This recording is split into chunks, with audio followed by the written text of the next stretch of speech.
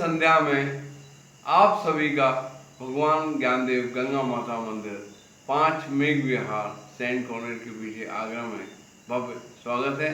आप सब लोग ऑनलाइन हमारे भजन को देख के कुछ न कुछ रोज और सीखते होंगे। उसी कड़ी में आज हमारे वरिष्ठ motivational spiritual speaker Shri R.K. Sinha ji आपको एक बहुत ही महत्वपूर्ण बात बताने जा रहे हैं। आप लोगों ने बचपन में एक पाठ पढ़ा होगा कि गांधी जी के 3 बंदर। सिन्हा साहब की रिसर्च कहती है कि उन 3 बंदरों में अब अमेंडमेंट करने का वक्त आ गया है और उन 3 बंदरों की जगह उन्होंने एक बंदर को बना के आपके सामने प्रस्तुत किया है। और वो बंदर कौन सा है, उसका रोल क्या है आपके जीवन में, और वो सब आप सिन्हा साहब के मुखारबिंद से सुनिए और अपने जीवन को सुखी बनाइए।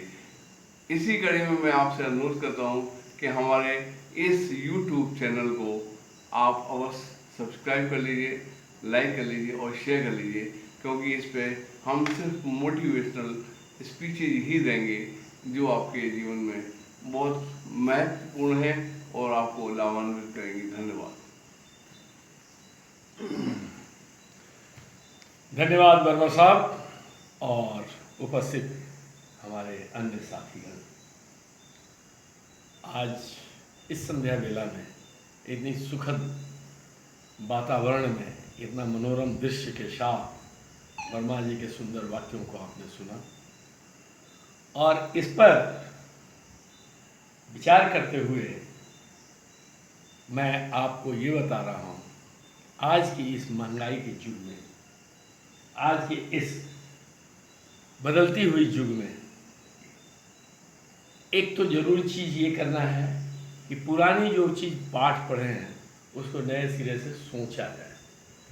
सोच करके ही, विश्लेषण करके ही विकास होता है और विकास मार्ग पर चलने पर ही हमको संतुष्टि या ज्ञान प्राप्त होता है। ये प्रकृति का नियम है कि हर चीज़ पर सोचा जाए, उसमें विश्लेषित किया जाए और आगे की रास्ता पकड़ी जाए। हमारे पूज्य गांधी जी ने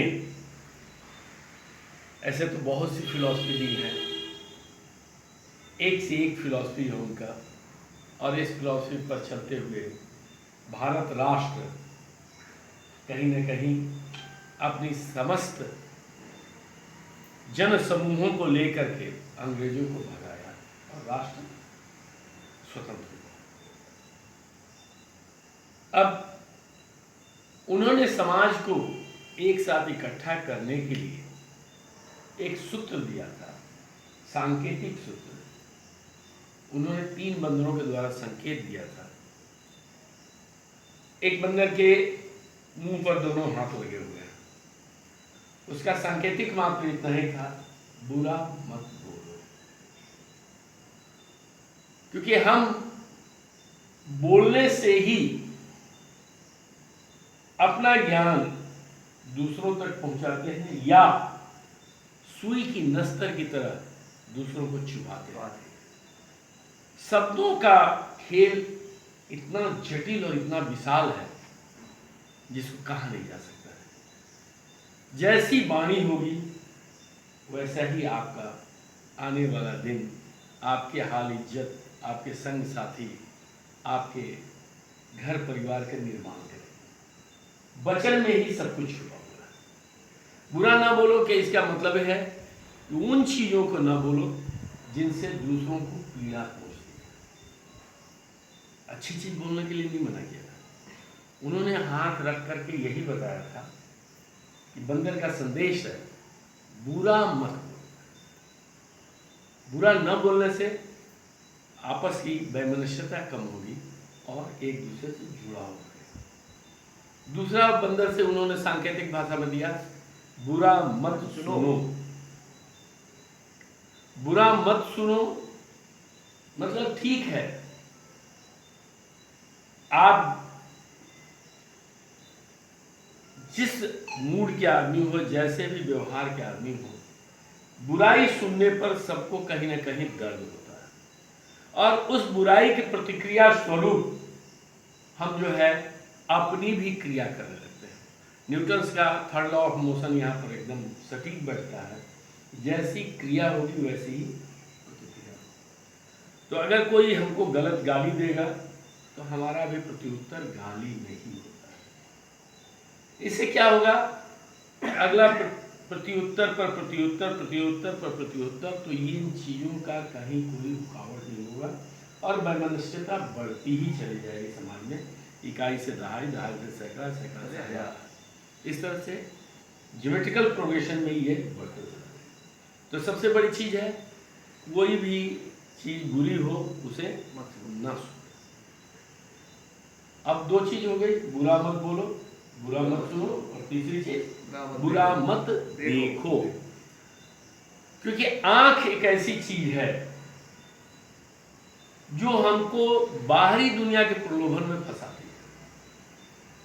आंख न्यूट्रल है, आंख में अपनी कोई विशेषता नहीं है, वो जिस तरह से देखती है उसी तरह से दिमाग को संदेश देती है। अब दिमाग क्या है, उन चीजों को परिवर्तित करके अपने ढंग से दिखाता है।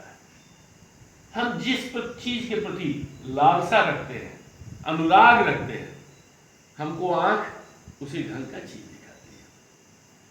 और आंख अगर कहा जाए तो सबसे ज्यादा जरूरत की चीज है पेट। जहां से भोजन मिले तो ये शरीर बना रहेगा, तृप्त रहेगा। और दूसरी बेचैन करने के लिए उसके साथ साथ प्रभु ने हमें दिया है आंख। पेट की भूख तो आप शांत कर लेंगे, आंख की भूख को शांत करना इंसान के बस के बाहर है। इसी के लिए जितना भी संयम है, जितना भी अष्टांग योग वगैरह पढ़ाया गया है, सब इन आंखों को ही शांत करने के लिए। तो इनमें गांधी जी ने भी एक कंट्रीब्यूट किया, बुरा मत देखो। अगर बुरा नहीं देखोगे तो फिर बुरे विचार नहीं आएंगे, बुरा कोई लालसा नहीं आएगा, बुरी कोई चीज सामने आएगी तो आप रिजेक्ट कर देंगे। तो आंखों को पर्दा डाला उन्होंने, बुरा मत देखो। तो ये हुए गांधी जी के 3 बंधन। बुरा मत बोलो, जो फैलाना है तो प्यार फैलाओ, अनुराग फैलाओ। बुरा मत सुनो, कोई भी ऐसी चीज जो सामाजिक प्रथा के लिए खराब हो, परिवार को तोड़ने वाली हो, समाज को तोड़ने वाली हो, एक गलत वातावरण फैलाने वाली हो, अफवाह फैलाने वाली हो, तो उसे आप कृपया न सुनो, उसे अनसुना कर दें। और तीसरा चीज क्या बोला, आंखों पर नियंत्रण रखने के लिए बुरा मत देखो। इन तीनों चीज को अगर मैं हास्य रूप में कहूँ तो आज की डेट में महंगाई बहुत बढ़ गई है, आबादी बहुत बढ़ गई है, जगह की कमी है। कहाँ आदमी ढोते चलेगा इन 3 बंधनों को? अपना एक पालन करना तो मुश्किल है, 3 बंधन हम कहाँ से पालेंगे? तो इस संदेश में जस्ट एक कॉमेडी टाइप का, एक प्रहसन टाइप में कर रहा हूँ। इन तीनों बंदर को भैया उठा करके आप अलग रख दो। इस महंगाई के युग में ढोना मुश्किल है 3 बंदर। एक मेरा बंदर प्रयोग में लो, वो है बुरा मत सोचो। बुरा मत सोचो। दोनों हाथ उठा के सर पर रखा हुआ बंदर आप रखिए और वो आपको प्रत्येक मात्र बताता है बुरा मत सोचो। क्योंकि ये जो सोचने का खजाना है, मस्तिष्क का जो व्यवहार है, यही सारे कर्म हमसे करवाता है। अगर हम बुरा सोचना छोड़ दें तो ना हम बुरा देख पाएंगे, ना हम बुरा सुन पाएंगे, ना हम देख पाएंगे। करेक्ट? तो आज से इन गांधी जी के बंदरों को प्रणाम करें, नमस्कार करें और बोल दीजिए कि भैया तुम लोग याद जंगल में अपना मंगल गाओ। और एक बंदर के और पाले जो मेरा बंदर है, आप शहर से मुझसे ले जाइए, मैं देने के लिए तैयार हूँ। बुरा मत सोचो। जय हिंद।